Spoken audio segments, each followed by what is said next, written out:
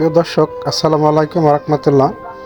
আমি আজকে চলে আসলাম, এটা মনসাগঞ্জ বলে, তবে মনসাগঞ্জ সোজা খাওয়ার পশ্চিম পার দিয়া আমির ফকিরের বাড়ির দক্ষিণ কোণারে নদীর পার লইয়া আমি এখানে একটা ধঞ্চা খাত দেখতে পাচ্ছি। এই ধঞ্চা খাতের পাশে ধান আছে। এখানে পর্যাপ্ত পরিমাণ টিয়া পাখি দেখতেছি। তবে টিয়া পাখিগুলো দেখে আমার দ্বারে খুব অবাক লাগলো যে বর্তমানে আমাদের দেশে এখন আগের মতো অহরহরে টিয়া পাখি দেখা যায় না। তবে হঠাৎ করে এখানে এসে দেখলাম এখানে অনেক কতগুলি টিয়া। এই টিয়াগুলো কোথায় থাকে এবং কি করে কোথা থেকে আসছে আমি সঠিক জানি না।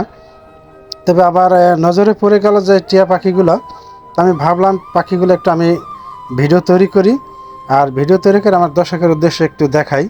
অবশ্যই দর্শক আপনারা দেখবেন, আর আপনাদের জন্য আমি ভিডিও তৈরি করে থাকি। ভালো থাকবেন, আল্লাহ হাফেজ, ধন্যবাদ।